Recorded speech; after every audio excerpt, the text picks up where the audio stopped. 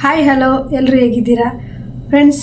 ಇವತ್ತು ಬಂದುಬಿಟ್ಟು ಒಂದು ಸ್ವಲ್ಪ ಟಿಪ್ಸ್ ಹೇಳ್ತೀನಿ. ಏನು ಗೊತ್ತಾ, ಟೈಲರ್ಸ್ ಆದ ನಾವುಗಳು ಅಥವಾ ಟೈಲರ್ಸ್ ಆಗದಿದ್ದೀರಿ, ನೀವು ಹೌಸ್ ವೈಫ್ ಆಗಿರಿ, ಹೊರಗಡೆ ಹೋಗಿ ಕೆಲಸ ಮಾಡ್ತಾಯಿರಿ, ಅದರಲ್ಲೂ ಇವತ್ತು ನಾನು ಒಂದು 3/4% ಟೈಲರ್ಸಿಗೆ ಒಂದು ಟಿಪ್ಸ್ಗಳು ಹೇಳ್ತೀನಿ. ಆ ಟಿಪ್ಸನ್ನು ನೀವು ಫಾಲೋ ಮಾಡಿದ ಹೌದಾದರೆ ನೀವು ಈ ಕೆಲಸದಲ್ಲಿ ಅದೆಷ್ಟು ಬೆಳಿತೀರಾ ಅಂತ ಹೇಳ್ಬಿಟ್ಟು ಕೇವಲ 3 ತಿಂಗಳಲ್ಲೇ ನೋಡಿ. ನಾನು ಹೇಳಿರೋ ಟಿಪ್ಸ್ಗಳನ್ನು ಬರೆದಿಟ್ಕೊಳ್ಳಿ, ಅದನ್ನು ಫಾಲೋ ಮಾಡಿ, ಪ್ರತಿದಿನ ಫಾಲೋ ಮಾಡಿ.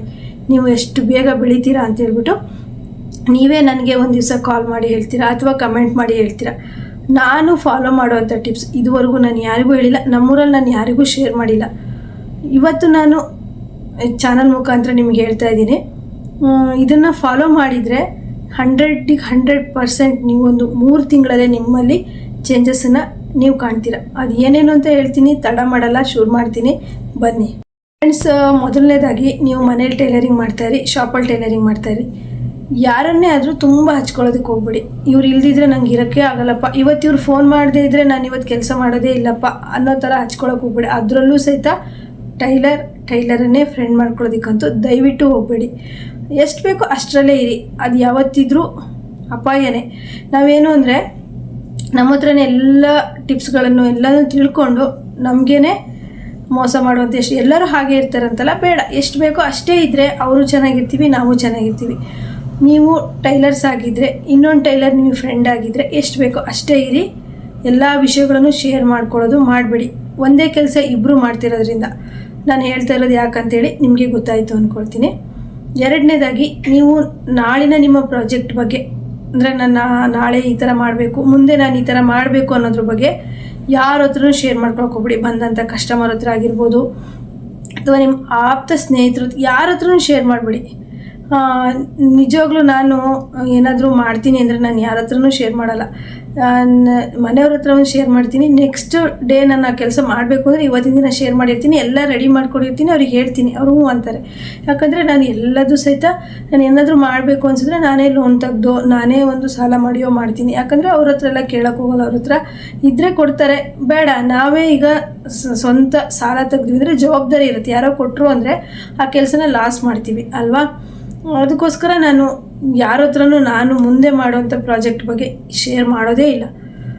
ಇದು ನಾನು ಬೆಳೆಸ್ಕೊಂಬಂದಿದ್ದು. ಇದು ನೋಡಿ, ಮತ್ತು ಯಾರಿಗೂ ನೀವು ಬಕೆಟ್ ಹಿಡಿಯೋಕೆ ಹೋಗ್ಬಿಡಿ, ನೀನೇ ಅಂತ. ಆ ಥರ ಮಾಡ್ತಾ ಹೋದರೆ ನೀವು ಕೆಲಸದಲ್ಲಿ ಗೆಲ್ಲೋದಕ್ಕೆ ಸಾಧ್ಯನೇ ಇಲ್ಲ. ನಿಮ್ಮ ಮನೆ ಕೆಲಸ, ನಿಮ್ಮ ಟೈಲರಿಂಗ್ ಕೆಲಸ, ನಿಮ್ಮ ಕೆಲಸ ಇಷ್ಟೊಂದು ಮಾಡ್ಕೊತಾ ಬನ್ನಿ, ನೀವು ಕೆಲಸದಲ್ಲಿ ಬೆಳಿತೀರ. ಮತ್ತು ನಿಮ್ಮ ಕೆಲವೊಂದು ಟೈಲರಿಂಗ್ ಗುಟ್ಟುಗಳು, ಟಿಪ್ಸ್ಗಳನ್ನು ಮತ್ತು ಹಣದ ವಿಷಯಗಳನ್ನು, ಎಷ್ಟು ಬ್ಲೌಸ್ ಹೊಲಿತೀರಾ ಅನ್ನೋದನ್ನು ಶೇರ್ ಮಾಡೋದನ್ನು ಇವತ್ತೇ ನಿಲ್ಲಿಸಿ.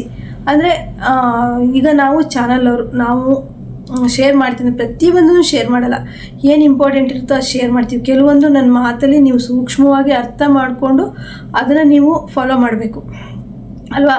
ಈಗ ನಾನು ಶೇರ್ ಮಾಡ್ತೀನಿ ಅಂದರೆ, ಈಗ ನನ್ನ ವೀಡಿಯೋಸ್ಗಳು ಅಂದರೆ ನಮ್ಮ ಊರಲ್ಲಿ ಅಷ್ಟೊಂದೇನು, ನಾನು ಈ ಹೊರಗಡೆ ಬೇರೆ ಬೇರೆ ಕಡೆಯಿಂದ ಎಲ್ಲ ತುಂಬ ವೀಡಿಯೋಸ್ಗಳನ್ನು ನೋಡ್ತಾರೆ, ಅವರು ನಮಗೆ ಶತ್ರುಗಳು ಅಷ್ಟೇನಾಗಲ್ಲ. ಆದರೆ ಇಲ್ಲೇ ನಮ್ಮ ಹತ್ತಿರದಲ್ಲಿ ಕ್ಲೋಸು ನಮ್ಮೂರಲ್ಲೇ ಇರೋವಂಥವ್ರು ತುಂಬ ಅಂದರೆ ನೋಡ್ತಾರೆ, ತುಂಬ ಜನ ನೋಡ್ತಾರೆ, ನೋಡಲ್ಲ ಅಂತಲ್ಲ. ಆದರೂ ಟಿಪ್ಸ್ಗಳನ್ನು, ಸೀಕ್ರೆಟ್ಗಳನ್ನು ನೀವು ಹಂಚ್ಕೊಳ್ಳೋದನ್ನು ನಿಲ್ಲಿಸಿ. ಎಲ್ಲದನ್ನು ಶೇರ್ ಮಾಡಿ. ಅದು ನನಗಾಗಿದೆ ಫ್ರೆಂಡ್ಸ್, ತುಂಬ ಸಲ ಆಗಿದೆ. ಅದರಿಂದ ನಾನು ಇವಾಗ ನಿಮಗೂ ಹೇಳ್ತಾ ಇದ್ದೀನಿ. ಇವಾಗ ನಾನು ಫಾಲೋ ಮಾಡ್ಕೊಬರ್ತಾಯಿದ್ದೀನಿ. ಮತ್ತು ನಾನು ಎಷ್ಟು ಕೆಲಸ ಮಾಡಿದೆ, ಎಷ್ಟು ದುಡ್ಡಿದೆ, ಎಷ್ಟು ತೊಗೊಳ್ತೀನಿ, ಏನು ಸಹಿತ ಯಾರ ಹತ್ರನೂ ಶೇರ್ ಮಾಡಲ್ಲ. ಇವತ್ತಿಗೂ ನಮ್ಮೂರಲ್ಲಿರೋ ಬೇರೆ ಟೈಲರ್ಸ್ಗಳಿಗೆ ರೇವತಿ ಎಷ್ಟು ತೊಗೊತಾಳೆ ಅನ್ನೋದು ಇವತ್ತಿಗೂ ಅವರಿಗೆ ಕರೆಕ್ಟಾಗಿ ಎಕ್ಸಾಕ್ಟ್ ಗೊತ್ತಿಲ್ಲ.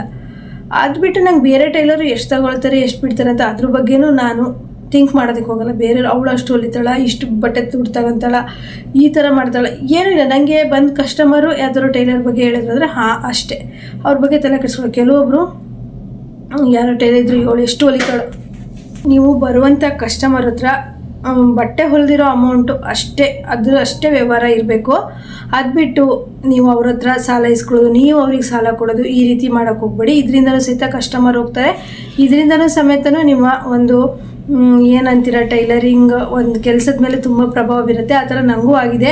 ಬಟ್ಟೆ ಹೊಲ್ಸೋಕ್ಕೆ ಬರೋರು ನಮಗೊಂದು 5,000 ಬೇಕಿತ್ತು, 10,000 ಬೇಕಿತ್ತು ಅಂತೇಳಿ ಕೇಳಿ, ನಾ ಆ ಥರ ಯಾವತ್ತೂ ಕಸ್ಟಮರ್ ಜೊತೆಗೆ ಈ ದುಡ್ಡಿನ ಒಂದು ವ್ಯವಹಾರ ಇಟ್ಕೊಳ್ಳೋದೇ ಇಲ್ಲ. ಏನು ನಾವು ಬಟ್ಟೆ ಹೊಲ್ದಿರೋದಿರುತ್ತೋ ಅದು ಹೊಲ್ದಾದ್ಮೇಲೆ ಇಸ್ಕೊಳ್ತೀನಿ. ಒಂದು ಶಿಸ್ತಿಂದ ಇಷ್ಟು ವರ್ಷನೂ 23 ವರ್ಷ ಆಯಿತು ಅದೇ ಥರ ಇದ್ದೀನಿ. ಅದು ಸಹಿತ ತುಂಬಾ ಪ್ರಾಬ್ಲಮ್ ಇರುತ್ತೆ. ಯಾಕಂದರೆ ನಾವೀಗ ದಿನ ಅಂದರೆ ತಿಂಗಳಿಗೆ 2-3 ಸತಿ ಬಟ್ಟೆ ಹೊಲಿಸ್ತಾ ಇರ್ತಾರೆ. ಅವರು ನಮಗೆ ಕ್ಲೋಸ್ ಆಗ್ತೀವಿ, ನಮ್ಮ ಫೈನಾನ್ಷಿಯಲಿ ಅವ್ರ ಹತ್ರ ಹೇಳ್ಕೊಳ್ತೀವಿ ವಿಷಯ, ಅವರು ನಮಗೆ ಹೇಳ್ಕೊಳ್ತಾರೆ. ಅಥವಾ ನಾವೇ ಏನಕ್ಕೋ ಅವ್ರಿಗೆ ಕೇಳ್ತೀವಿ, ಅವ್ರು ಕೊಡ್ತಾರೆ. ಇದರಿಂದ ಕೆಲಸಕ್ಕೆ ತುಂಬಾ ಪ್ರಾಬ್ಲಮ್ ಆಗುತ್ತೆ. ಯಾರಾದರೂ ಅಷ್ಟೇ, ಹೌಸ್ ವೈಫ್ ಆದರೂ ಅಷ್ಟೇ, ನೀವು ಬೇರೆ ಕೆಲಸ, ಈಗ ಆಫೀಸ್ ಕೆಲಸಕ್ಕೆ ಹೋಗೋರು, ಗಾರ್ಮೆಂಟ್ಸ್ ಕೆಲಸಕ್ಕೆ ಹೋಗೋರು, ಏನೇ ಇದ್ರೂ ದುಡ್ಡಿನ ವ್ಯವಹಾರದಲ್ಲಿ ಹುಷಾರಾಗಿರಿ. ಶಿಸ್ತಿಂದ ಇದ್ದರೆ ಕರೆಕ್ಟಾಗಿ ಆಗುತ್ತೆ. ದುಡ್ಡು ಕೇಳಬೇಡಿ ಅಂತ ಹೇಳಲ್ಲ. ಕ್ಲೋಸ್ ಆದ ನಮಗೆ 1-2 ಫ್ರೆಂಡ್ಸ್ ಇರ್ತಾರೆ, ಕ್ಲೋಸ್ ಆದ ಒಂದು ರಿಲೇಟಿವ್ ಇರ್ತಾರೆ, ಅವ್ರ ಹತ್ರ ತಗೊಳ್ಳಿ, ವ್ಯವಹಾರನ ಕರೆಕ್ಟಾಗಿ ಇಟ್ಕೊಳ್ಳಿ ಅಂತ ಹೇಳ್ತೀನಿ. ಇದು ಸಹಿತ ನಮ್ಮ ಕೆಲಸಕ್ಕೆ, ನಮ್ಮ ಮೈಂಡ್ ಕೆಲಸ ಮಾಡದೇ ಇರೋಗೆ ಡಿಸ್ಟರ್ಬ್ ಆಗೋದಕ್ಕೆ ಎಲ್ಲದಕ್ಕೂ ಸಹಾಯ ಆಗುತ್ತೆ. ಅಂದರೆ ಅದು ಆಗತ್ತೆ, ಆ ಥರ ಮಾಡಿಬಿಡುತ್ತೆ. ನಮಗೆ ತುಂಬ ಸಾಲ ಆದಾಗ ಎಷ್ಟು ಬೇಕೋ ಅಷ್ಟೇ ವ್ಯವಹಾರನ ಮಾಡಿಕೊಡಿ. ಮತ್ತೆ ಬಂದುಬಿಟ್ಟು ಹೇಗಂತಂದರೆ, ನೀವೀಗ ಬಟ್ಟೆ ಸ್ಟಿಚ್ ಮಾಡ್ತಾ ಇರ್ತೀರ, ಯಾರೋ ಒಬ್ಬರು ಬಟ್ಟೆ ಉಳ್ಸೋಕೆ ಬಂದರು, ಅವ್ರು ತುಂಬ ಮಾತಾಡ್ತಾ ಇರ್ತಾರೆ, ಬೇಡದಿರೋ ವಿಷಯಗಳು, ಇವ್ರ ಸುದ್ದಿ ಎಲ್ಲ ಹೇಳ್ತಾ ಇರ್ತಾರೆ. ಅವ್ರಗಳ ಜೊತೆಗೆ ಸೇರ್ಕೊಂಡು ನಾವು ಸ್ಟಿಚ್ ಮಾಡೋದು ಬಿಡೋದು, ಅವ್ರ ಜೊತೆಗೆ ಮಾತಾಡ್ತಾ ಕೂತ್ಕೊಳ್ಳೋದು, ಆ ಥರ ಮಾಡಬೇಡಿ. ಸ್ಟ್ರಿಕ್ಟಾಗಿ ಅವ್ರ ಹತ್ರ ಏನು ಬಟ್ಟೆ ಉಳ್ಸೋಕೆ ಬಂದ್ರೆ ಬಟ್ಟೆ ಕೊಡಿಸ್ಕೊಳ್ಳಿ, ಕಳಿಸಿ. ಅದು ಬಿಟ್ಟು ಬೇರೆ ಯಾರ ವಿಷಯ, ಅವ್ರ ಮನೆ ವಿಷಯನೇ ಇಲ್ಲ, ನಮ್ಮ ಮನೆ ವಿಷಯನೇ ಹೇಳೋದು ಮಾಡಿಬಿಡಿ. ನಾನು ಎಷ್ಟೋ ಜನ ನೋಡಿದ್ದೀನಿ, ಟೈಲರ್ಸ್ ಕೆಲಸ ಏನೋ ಕುತ್ಕೊಂಡು ಬಟ್ಟೆ ಹೊಲಿಯೋದು. ಯಾರಾದರೂ ಅವರಿಗೂ ಹೊಲಿದು ಬೇಜಾರಾಗಿರುತ್ತೆ, ಯಾರಾದರೂ ಒಂದು ಮಾತಿಗೆ ಸಿಕ್ಕಿದ್ರು ಅಂದರೆ ಮುಗೀತು. ನಮ್ಮ ಸಮಸ್ಯೆನೋ ಅವ್ರ ಹತ್ರ ಹೇಳ್ಕೊಡ್ತೀವಿ, ಅವ್ರ ಸಮಸ್ಯೆ ನಮ್ಮ ಹತ್ರ ಹೇಳ್ಕೊಡ್ತೀವಿ. ಅವ್ರು ಬಂದರೆ ಗಂಟೆಗಟ್ಟಲೆ ಅರ್ಧ ದಿನ. ಮತ್ತು ಹೇಗಾಗತ್ತೆ ಅಂದರೆ, ಅಲ್ಲೇ ಹತ್ತಿರ ಅಕ್ಕಪಕ್ಕ ತುಂಬ ಮನೆಗಳಿದ್ರೆ ಪ್ರತಿದಿನ ಬಂದು ಅವರು ಅದೇ ತಲೆ ಹರಟೆ ಆಗುತ್ತೆ. ಇದನ್ನು ಆದಷ್ಟು ಕಂಟ್ರೋಲ್ ಮಾಡಿ. ಮನೇಲಿ ಹೊಲಿಯೋರಿಗೆ ಇದು ಆದಷ್ಟು ಸಮಸ್ಯೆನೇ ಇದ್ದಿದ್ದು. ಅಂಗಡಿಯಲ್ಲಿ ಸ್ಟಿಚ್ ಮಾಡೋರು ಅಷ್ಟೇ, ಕಸ್ಟಮರ್ ನೀವು ಎಷ್ಟು ಬೇಕೋ ಅಷ್ಟೇ ಮಾತಾಡಿಸಿ ಕಳಿಸಿ. ತುಂಬಾ ಅವರು ನಾವು ಏನೋ ವಿಷಯನ ಅವ್ರ ಹತ್ರ ಹಂಚ್ಕೊಂಡ್ವಿ, ಅವರೇ ಹತ್ರ ನಮ್ಮ ಹತ್ರ ವಿಷಯ ಹಂಚ್ಕೊಂಡ್ರು ಅಂದರೆ, ಈ ಕಸ್ಟಮರ್ ಹೇಗಂದರೆ ನಮ್ಮ ಹತ್ರ ಹೊಲಿಸಿರ್ತಾರೆ, ನಮ್ಮ ಹತ್ರನೇ ಯಾವಾಗಲೂ ಬರ್ತಾರೆ ಅಂತಲ್ಲ, ಅವ್ರು ಇನ್ನೊಂದು ಕಡೆ ಹೋಗ್ತಾರೆ. ಅವ್ರ ಹತ್ರ ಕ್ಲೋಸ್ ಆದ ತಕ್ಷಣ ನಮ್ಮ ವಿಷಯಗಳನ್ನೆಲ್ಲದನ್ನು ಹೇಳ್ಕೊಡ್ತಾರೆ. ಮತ್ತು ನಾವು ಎಷ್ಟು ತಗೊಳ್ತಿದ್ವಿ, ಹೇಗೆ ಹೊಲಿತಿದ್ವಿ ಎಲ್ಲದೂ ಹೇಳ್ತಾರೆ. ಹಾಗಾಗಿ ಬೇಡ, ನಿಮ್ಮ ಪರ್ಸನಲ್ ವಿಷಯ ಅವ್ರ ಹತ್ರ ಶೇರ್ ಮಾಡೋದು ಬೇಡ. ಅವ್ರ ಹತ್ರ ಪರ್ಸನಲ್ ನಾನು ತುಂಬ ಕಡಿಮೆ, ಒಂದು 100 ಜನದಲ್ಲಿ ಒಬ್ರದ್ದು ಇಬ್ಬರದು ಎಷ್ಟು ಬೇಕೋ ಅಷ್ಟೇ ಕೇಳ್ತೀನಿ, ಸುಮ್ಮನಾಗ್ತೀನಿ. ಯಾಕಂದರೆ ಅದು ಸುಮ್ಮನೆ ನಮಗೂ ಸಹಿತ ಕೆಲಸ ಮಾಡೋದಕ್ಕೆ ಸುಮ್ಮನೆ ತಲೆನೋವು. ಅವ್ರು ಏನೋ ವಿಷಯ ಹೇಳಿದ್ರು ಅಂದರೆ ಜಾಸ್ತಿ ತಲೆನೋವು ಕೊಡೋವಂಥ ಕಸ್ಟಮರ್ ಇದ್ದರೆ ನಾನು ಸ್ವಲ್ಪ ದೂರನೇ ಇಟ್ಬಿಡ್ತೀನಿ. ಈಗ ಹೆಂಗಂದರೆ, ನಾವು ತುಂಬ ಕ್ಲೋಸ್ ಆದ್ವಿ ಅಂತಂದರೆ ಬಟ್ಟೆ ರೇಟು ಕಡಿಮೆ ಮಾಡಿ ಅಂತಾರೆ. ಇಲ್ಲ, ನಾವು ತುಂಬ ಬಂದವಾಗ ಸಿಟ್ ಮಾಡ್ತಾಯಿದ್ವಿ ಹೊಲಿಯೋದಕ್ಕೆ, ಅವ್ರು ಏನೋ ಹೇಳಿದ್ರೆ ಏನೋ ಮಾಡಿದ್ವಿ ಅಂತಂದರೆ ಅಲ್ಲೂ ಕಸ್ಟಮರ್ ಹೋಗ್ತಾರೆ. ಅವ್ರು ಹೇಳಿದ್ರೆ ಅವಳ ಹತ್ರ ಬಟ್ಟೆ ಹೊಲ್ಸೋಕೆ ಬೇಡ, ಮುಖ ಸಿಡಿ ಮಾಡ್ತಾಳೆ, ಒಂಥರ ಮಾಡ್ತಾಳೆ, ಅವಳೆ ಎಂಥ ಟೈಲರು ಅಂತ ಹೇಳ್ತಾರೆ. ಅಥವಾ ತುಂಬ ಕ್ಲೋಸ್ ಆದರೆ, ಈಗ ಮನೆಯಲ್ಲಿ ಬಟ್ಟೆ ಹೊಲಿತೀರಾ ಅಂತಂದರೆ ಯಾರೇ ಬಂದ್ರೂ ನೀವು ಟೀ ಕಾಫಿ ಮಾಡೋದು, ಜ್ಯೂಸ್ ಮಾಡೋದು ಅದೆಲ್ಲ ಅಭ್ಯಾಸ ಮಾಡ್ಕೊಂಡ್ಬಿಟ್ರಿ ಅಂತಂದರೆ ನೀವು ಯಾವಾಗ ಕೆಲಸ ಮಾಡ್ತೀರಾ? ಮನೆಯಲ್ಲಿ ಕೆಲಸ ಮಾಡೋಕ್ಕೆ ಮಾತ್ರ ತುಂಬ ಕಷ್ಟ ಫ್ರೆಂಡ್ಸ್. ಯಾಕಂದರೆ ನಾನಂತೂ ತುಂಬ ಹತ್ತಿರ ಸಂಬಂಧ ಬಂದರೆ, ನಾನು ಸಂಬಂಧಿಕರು ಬಂದರೆ ಟೀ ಕಾಫಿ ಎಲ್ಲ ಮಾಡ್ತೀನಿ. ಕಸ್ಟಮರ್ ಬಂದಾಗ ನಾನು ಏನು ಮಾಡೋಕ್ಕಾಗಲ್ಲ. ನಮ್ಮದು ಮನೆ ಆದರೆ ನಾವು ಈಗ ಟೀ ಕಾಫಿ ಜ್ಯೂಸು ಅಂತ ಮಾಡ್ಕೊತ ಕೂತ್ಕೊಳ್ಳೋಕ್ಕಾಗಲ್ಲ. ಬಿಸಿಲಲ್ಲಿ ಬರ್ತಾರೆ, ಅದು ನಮ್ಮ ಕೆಲಸ ಬಿಟ್ಟು ಪಾಪ ಒಬ್ಬೊಬ್ಬರು ಅರ್ಥ ಮಾಡ್ಕೊಳ್ತಾರೆ, ನಿಮ್ಮ ಕೆಲಸ ಬಿಟ್ಟು ಏನು ಎದ್ದೇಳಬೇಡಿ ಅಂತಾರೆ. ಒಬ್ಬೊಬ್ಬರು ಅರ್ಥ ಮಾಡ್ಕೊಳ್ಳಲ್ಲ. ತಿಂಡಿ ಊಟ ಕಾಫಿ ಎಲ್ಲ ಕೊಟ್ಟರೆ ಎಲ್ಲದೂ ಮಾಡ್ಕೊಂಡು ಹೋಗ್ತಾರೆ. ಆದರೆ ನಾವು ಆ ಥರ ಮಾಡೋದಕ್ಕೆ ಹೋಗಬಾರ್ದು. ಅದನ್ನು ನೀವು ಮೈಂಡಲ್ಲಿ ಇಟ್ಕೊಳ್ಳಿ. ಯಾಕಂದರೆ ಕೆಲಸದ ಮೇಲೆ ತುಂಬಾ ಪ್ರಭಾವ ಬೀರುತ್ತೆ. ನಾವೆಲ್ಲ ಕೆಲಸ ಮುಗಿಸ್ಕೊಂಬಂದು ಆಗ್ತಾನೆ ಹೊಲಿಯೋಕೆ ಕೂತಿರ್ತೀವಿ, ಯಾರೋ ಒಬ್ಬರು ಕಸ್ಟಮರ್ ಬಂದರು, ಪರಿಚಯ ಇದ್ರು, ಗುರ್ತಾಯಿದ್ರು, ಊರು ಮನೆ ಕೇರಿಯರ್ ಬಂದರು ಅಂತ ಅವ್ರಿಗೆ ಕಾಫಿ ಮಾಡೋ, ಜ್ಯೂಸ್ ಮಾಡೋ, ತುಂಬ ಹತ್ರ ತುಂಬ ಫ್ರೆಂಡ್ಸ್ ಈ ಥರ ಇದ್ದರೆ, ಅನಿವಾರ್ಯ ಇದ್ದರೆ ಮಾತ್ರ ಮಾಡ್ತೀನಿ. ಹಂಗೆ ಮಾಡಿಕೊಡ್ಬಾರ್ದು ಅಂತಿಲ್ಲ. ನನಗೂ ಸಹಿತ ಬಂದವರಿಗೆಲ್ಲ ಚಹಾ ತಿಂಡಿ ಪ್ರತಿಯೊಂದು ಕೊಡಬೇಕು ಅನ್ನೋದು ತುಂಬ ಆಸೆ ಇದೆ. ಏನು ಮಾಡೋದು, ನಮ್ಮ ಈಗಿನ ಪರಿಸ್ಥಿತಿ ಇದೆ ಅಲ್ವಾ. ನಾನೀಗ ಅಲ್ಲಿ ಟೀ ಕಾಫಿ ಮಾಡು ಊಟ ಅಂತ ಎದ್ದೋಗ್ಬಿಟ್ರೆ ಇಲ್ಲಿ ನನ್ನ ಕೆಲಸ ಬಾಕಿ ಆಗುತ್ತೆ. ಕಸ್ಟಮರ್ ಬೈತಾರೆ, ಬಟ್ಟೆಗಳನ್ನು ತೊಗೊಂಡಿರ್ತೀವಿ. ಈಗ ಸದ್ಯದ ಪರಿಸ್ಥಿತಿಯಲ್ಲಿ ನಾವು ಅಂಗಡಿಗೆ ಹೋಗಿ ಮಾಡೋ ಥರನೂ ಇರೋದಿಲ್ಲ. ಹಾಗಾಗಿ ನಾನು ಏನು ಮಾಡ್ತೀನಿ, ಬೇಜಾರಾದರೂ ಪರವಾಗಿಲ್ಲ ಅಂತ ಸುಮ್ಮನೆ ಆಗಿಬಿಡ್ತೀನಿ. ಕೆಲವೊಂದು ಅನಿವಾರ್ಯದಲ್ಲಿ ಕೆಲವೊಬ್ಬೊಬ್ಬರು ನನ್ನ ಹತ್ರ ಕೇಳಿ ಮಾಡಿಬಿಟ್ಟು ಟೀ ಕಾಫಿ ಕುಡ್ದಿದ್ದಾರೆ, ಅವ್ರಿಗೆ ನಾನು ಮಾಡಿಕೊಡ್ತೀನಿ, ಮಾಡಲ್ಲ ಅಂತಲ್ಲ. ಅದೇ ಒಂದು ಮಾಡ್ತಾ ಇರಲ್ಲ ಇಡೀ ದಿವಸ. ಆಮೇಲೆ ಆದಷ್ಟು ಬೆಳಗ್ಗೆ ಸ್ವಲ್ಪ ಬೇಗ ಎದ್ದೇಳಿ. ಎಷ್ಟೋ ಜನದ ಒಂದು ವೀಕ್ನೆಸ್ ಅಂದರೆ ಬೆಳಗ್ಗೆ ತುಂಬ ಲೇಟಾಗಿ ಎದ್ದೇಳೋದು, ನಂತರ ಕೆಲಸ ಆಗಲ್ಲ ಅನ್ನೋದು, ನಂತರ ಬಟ್ಟೆ ಹೊಲಿಯೋದನ್ನೇ ಬಿಟ್ಬಿಡೋದು. ಈ ರೀತಿ ಮಾಡ್ತಾರೆ. ಸ್ವಲ್ಪ ಬೇಗನೆ ಎದ್ಬಿಟ್ಟು ಹಿಂದಿನ ದಿವಸನೇ ಪ್ಲ್ಯಾನ್ ಮಾಡ್ಕೊಳ್ಳಿ. ನಾನು ಇವತ್ತು ಇಡೀ ದಿನ ಈ ಕೆಲಸಗಳನ್ನು ಮಾಡ್ಕೊತೀನಿ ಅಂತ ಪ್ಲ್ಯಾನ್ ಮಾಡ್ಕೊಳ್ಳಿ. ಸಂಜೆ ಹೊತ್ತಿಗೆ ನಾನು ಇಷ್ಟು ಕೆಲಸ ಮಾಡಿದ್ನ ಇವತ್ತು ಅಂತ ಯೋಚನೆ ಮಾಡಿ, ಇಷ್ಟು ಕೆಲಸ ಮಾಡಿಲ್ಲ ಅಂದರೆ ನಾನು ಏನು ತಪ್ಪು ಮಾಡಿದೆ, ಇವತ್ತು ಏನೇನು ಕೆಲಸ ಮಾಡಿದೆ, ಇಷ್ಟು ಕೆಲಸ ನಾನು ಮಾಡಬೇಕು ಅಂತ ಒಂದು ಟಾರ್ಗೆಟ್ ಇಟ್ಕೊಂಡಿದ್ದೆ, ಯಾಕೆ ಮಾಡಿಲ್ಲ, ಏನು ತಪ್ಪಾಗಿದೆ ನನ್ನ ಹತ್ರ ಅಂತ ಯೋಚನೆ ಮಾಡಿ. ಇನ್ನೊಂದು ಸತಿ ನೀವು ಅದಕ್ಕಿಂತ ನೀವು ಅಂದ್ಕೊಂಡಿದ್ದಕ್ಕಿಂತ ಜಾಸ್ತಿ ಕೆಲಸ ಮಾಡಿದ್ರಿ ಅಂದರೆ ಖುಷಿನೇ ಅಲ್ವಾ, ಅರ್ನಿಂಗ್ಸು ಜಾಸ್ತಿ ಮಾಡ್ತೀರಾ. ಆ ಥರ ಅಂದ್ಕೊಳ್ಳಿ. ಎಷ್ಟೋ ವಿಷಯಗಳು ನಮ್ಮಲ್ಲೇ ನಾವು ಸರಿ ಮಾಡ್ಕೊಳ್ಳೋದಿರುತ್ತೆ, ಆದರೂ ನಾವು ಪಕ್ಕದ ಮನೆಯವ್ರ ಬಗ್ಗೆ, ಬೇರೆ ಟೈಲರ್ ಬಗ್ಗೆ, ಪಕ್ಕದ ಅಂಗಡಿಯವ್ರ ಬಗ್ಗೆ ಯೋಚನೆ ಮಾಡ್ತೀವಿ ಅಲ್ವಾ. ನಮ್ಮ ಸಮಸ್ಯೆನ ನಾವು ಸರಿ ಮಾಡ್ಕೊಳ್ತಾ ಬಂದರೆ ನಾವು ಕರೆಕ್ಟಾಗಿ ಕೆಲಸದಲ್ಲಿ 100% ಇರ್ತೀವಿ. ನಾವು ನಮ್ಮ ಬಗ್ಗೆ ಚಿಂತೆ ಬಿಟ್ಬಿಡ್ತೀವಿ, ಬೇರೆಯವ್ರ ಬಗ್ಗೆ. ಅಯ್ಯೋ ಇವು ಇಷ್ಟೊತ್ತಿಗೆ ಬಂದು ಇಷ್ಟು ಬ್ಲೌಸ್ ಹೊಲಿದ್ಲಾ, ಅಥವಾ ಯಾವಾಗೂ ನೋಡಿದ್ರು ಹೊಲಿತಾನೇ ಇರ್ತಾಳೆ, ಎಷ್ಟು ದುಡ್ಡು ಆ ಥರ ನಾವು ಥಿಂಕ್ ಮಾಡ್ತಾ ಯೋಚನೆ ಮಾಡ್ತಾಯಿದ್ರೆ ನಮ್ಮ ಕೆಲಸದಲ್ಲಿ ನಾವು ಉಳಿದು ಬಿಡ್ತೀವಿ.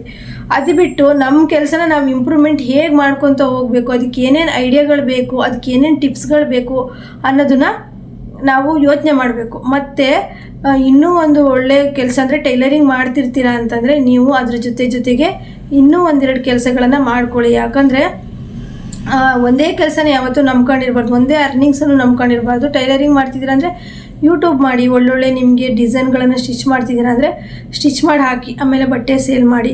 ಹಾಗೆಯೇ ಅದ್ರ ಜೊತೆ ಪಾರ್ಲರ್ ಕಲಿಯೋರು ಸಹಿತ ಈಗ ಒಬ್ಬೊಬ್ಬರಿಗೆ ಹೇಗಂದರೆ ತುಂಬ ಜನ ಟೈಲರ್ಸ್ ಆಗಿದೆ. ಜುಲೈ, ಆಗಸ್ಟ್, ಜೂನ್ ತಿಂಗಳಲ್ಲೆಲ್ಲ ಕಸ್ಟಮರ್ ಜಾಸ್ತಿ ಇಲ್ಲ ಅನ್ನೋವಾಗ ಟೈಲರಿಂಗ್ ಕಲೀರಿ. ಇದು ಟೈಲರಿಂಗ್ ಜೊತೆಗೆ ಬ್ಯೂಟಿ ಪಾರ್ಲರ್ ಕಲೀರಿ, ಅದ್ರ ಜೊತೆಗೆ ಅದನ್ನು ಮಾಡ್ಕೋಬೋದು. ಆಮೇಲೆ ಇನ್ನೂ ಅಂದರೆ ಎಂಬ್ರಾಯ್ಡ್ರಿ ಕಲೀರಿ. ನಂಗೊಬ್ಬರು ವ್ಯೂವರ್ಸು ಫೋನ್ ಮಾಡಿದ್ರು, ಅವ್ರು ತುಂಬ ಕ್ಲೋಸ್ ಆಗಿದ್ದಾರೆ. ಅವ್ರು ಕೇಳಿದ್ರು ನಾನು ಎಂಬ್ರಾಯ್ಡ್ರಿ ಕಲಿಬೇಕು ಅಂತ ಇದ್ದೀನಿ ಅಂತ. ನಿಜವಾಗ್ಲೂ 100% ಎಂಬ್ರಾಯ್ಡ್ರಿ ಕಲೀರಿ. ಎಂಬ್ರಾಯ್ಡ್ರಿನ ಚೆನ್ನಾಗಿ ಕಲ್ತ್ಕೊಳ್ಳಿ. ಇದ್ರ ಜೊತೆಗೆ ಅದನ್ನು ಇಟ್ಕೊಂಡಾಗ ನಿಮಗೆ ಇನ್ಕಮನ್ನು ಜಾಸ್ತಿ ಆಗುತ್ತೆ. ಮತ್ತು ಟೈಮಿಂಗ್ಸು ನೋಡ್ಕೊಳ್ಳಿ, ತುಂಬ ಒತ್ತಡ ಮಾಡಿಕೊಂಡು ನಿಮ್ಮ ಆರೋಗ್ಯನೂ ಹಾಳು ಮಾಡಿಕೊಂಡು ಮಾಡೋದಕ್ಕೆ ಹೋಗ್ಬೇಡಿ. ಈ ಟೈಲರಿಂಗ್ ಜೊತೆಗೆ ಇನ್ನೊಂದು ಎಕ್ಸ್ಟ್ರಾ ಕೆಲಸನ ಯಾವುದಾದ್ರೂ ಶುರು ಮಾಡ್ಕೊಳ್ಳಿ. ಅದು ಬಿಟ್ಟು ಎಲ್ಲ ಕೆಲಸನೂ ನಾನೇ ಮಾಡ್ತೀನಿ ಅಂತೇಳಿ ಹೋಗಬೇಡಿ.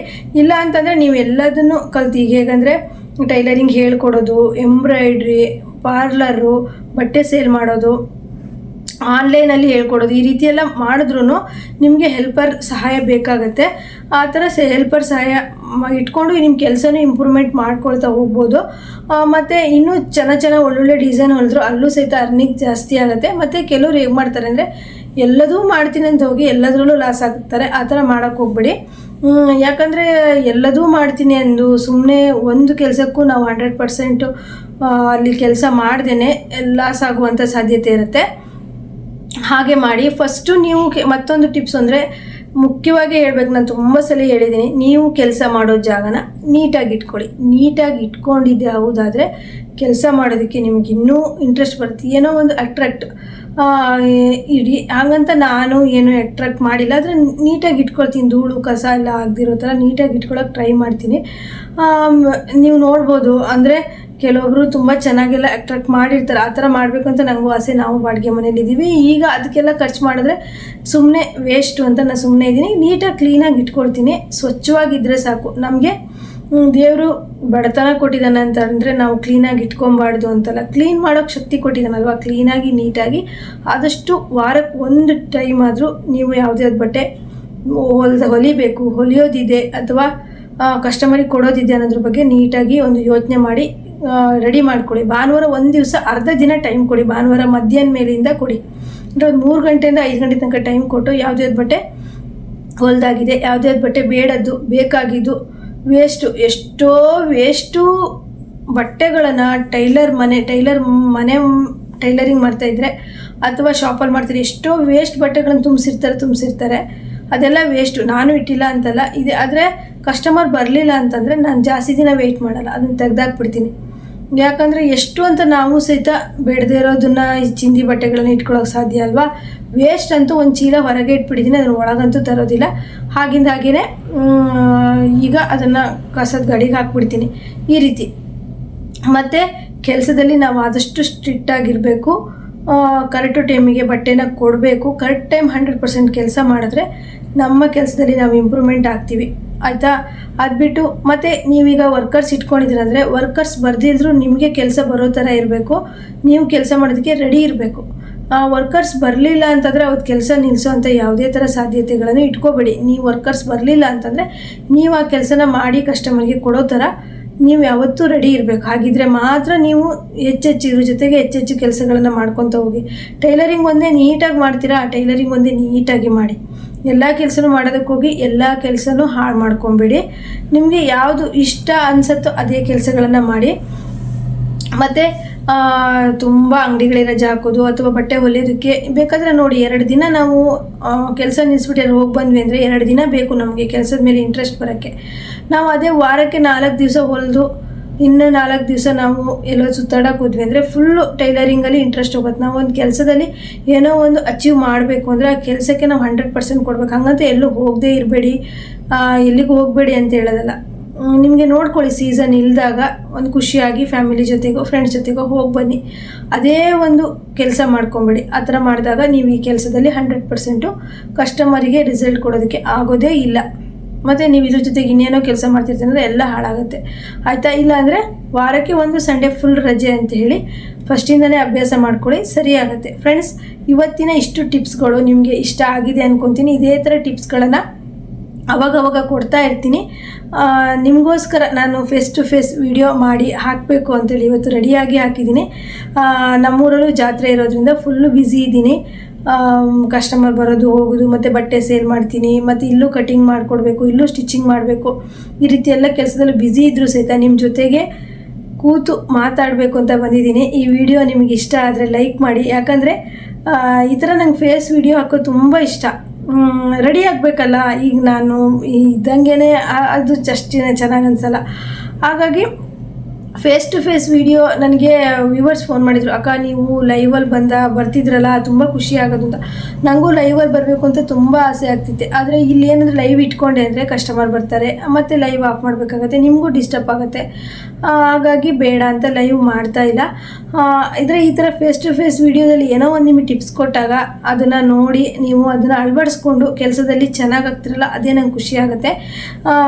ನಿಮಗೆ ಏನಾದರೂ ಈ ವಿಡಿಯೋದಲ್ಲಿ ಹೇಳಿರೋ ಮಾತುಗಳು ನಿಜ ಅನಿಸಿದ್ರೆ, ಹೌದು ಅನಿಸಿದ್ರೆ ಲೈಕ್ ಮಾಡೋದನ್ನು ಮರಿಬೇಡಿ. ನಿಮ್ಮ ಹತ್ರ ನಾನು ಏನೂ ಕೇಳೋದಿಲ್ಲ, ನಿಮ್ಮ ಪ್ರೀತಿ, ವಿಶ್ವಾಸ, ಸ್ನೇಹ ಮತ್ತು ಒಂದೇ ಒಂದು ಲೈಕ್. ಹಾಗೆ ಹೊಸಬ್ರು ಬಂದಿದ್ದರೆ ಸಬ್ಸ್ಕ್ರೈಬ್ ಮಾಡ್ಕೊಳ್ಳೋದು, ಇಷ್ಟನ್ನು ಮಾಡಿ ಅಂತ ಹೇಳ್ತಾ ಈ ವಿಡಿಯೋನ ಇಲ್ಲಿಗೆ ಮುಗಿಸ್ತಾ ಇದ್ದೀನಿ. ನೆಕ್ಸ್ಟ್ ವಿಡಿಯೋದೊಂದಿಗೆ ಮತ್ತೆ ಬರ್ತೀನಿ. ಎಲ್ರಿಗೂ ಬಾಯ್.